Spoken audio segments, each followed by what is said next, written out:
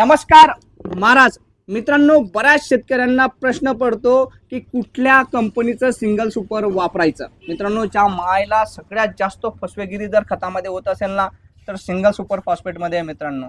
पण तुमच्या समोरची ग्रेड आहे संपूर्ण नावाची, हे संपूर्ण नाव बी काय ठेवलंय तेही सांगतो।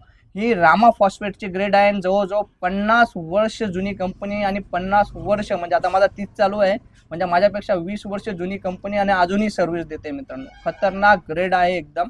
तर मित्रांनो, हे फक्त सिंगल सुपर फॉस्फेट नाही, हा संपूर्ण म्हणजे त्याचं नावच आहे म्हणजे कंप्लीट डोस आहे।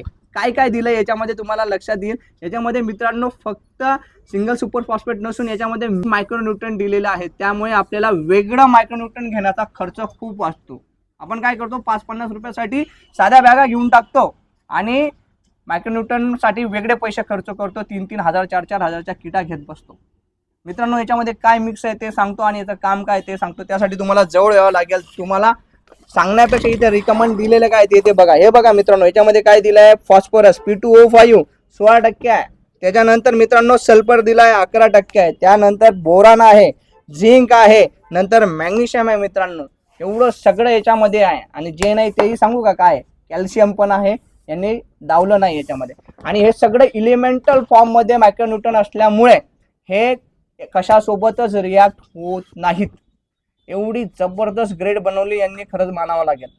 आता याला वापरायचं प्रमाण किती आहे, याचा वापरायचं प्रमाण जे महाराज, केळी जर असेल तुमची म्हणजे बनाना, त्याला 1000 रोपांसाठी तुम्ही 3 बॅग वापरा। आणि इतर जे असतील म्हणजे जसं भाजीपाला पिकं झाली, नंतर कांदावर्गीय पीक झालं, किंवा इतर ऑर्नामेंटल पिकं झाली, किंवा फळबागा राहिली तर 3 ते 4 बॅगा एकरी वापरा। आणि दुसऱ्या जे आपले मी सांगितले रेग्युलर, त्याच्यामध्ये तुम्हाला एकरी 2 बॅगा वापरा। पण मला जर वाटतंय असं की आपल्याला मायक्रोन्यूट्रन घ्यायची गरज नाही पडणार, तर ही एक बॅग अजून वाढवली तरी काही प्रॉब्लेम नाही, का मायक्रोन्यूट्रन आपल्याला मोफत भेटतंय मित्रांनो त्याच्यासोबत। तर मित्रांनो लक्षात घेऊ, फॉस्फरसचं काम काय। फॉस्फरसचा मेन रोल आहे महाराज, जेव्हा जमिनीमध्ये जातं तेव्हा फॉस्फरस जमिनीमध्ये मुळांची संख्या खूप वाढवतं, केळीचा स्टंप वाढवतो, दुसऱ्या झाडांचे कांडी मजबूत करतो, दांडा जो म्हणतो आपल्याला त्याला, दांडी मजबूत करतो। त्याच्यासोबत यांनी दिलाय मित्रांनो सल्फर। सल्फर जे आहे अॅमिनो ऍसिड प्रथिने तयार करायला खूप मदत करतं, त्याच्यामुळे झाडामध्ये एनर्जी जास्त तयार होते। दुसरी गोष्ट, जमिनीमध्ये ज्या बुरशी आहेत ते बुरशी नाशक म्हणूनही सल्फर काम करतं। पण हे इथेच थांबत नाही मित्रांनो, यांनी इथे दिलाय कॅल्शियम, त्याच्यासोबत दिलाय झिंक, बोरॉन, मॅग्नेशियम।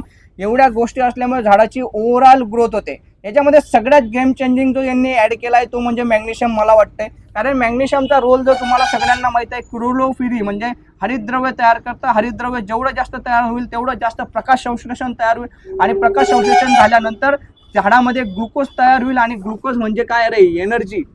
एनर्जी तयार झाली की ती एनर्जी ट्रान्सफर होते मित्रांनो झाडाच्या ॲडेनोसाइन ट्रायफॉस्फेट ATP मध्ये, आणि ती पूर्ण बॉडीमध्ये जास्त रक्त म्हणून फ्लो होते आणि झाडाची ओव्हरऑल ग्रोथ आहे।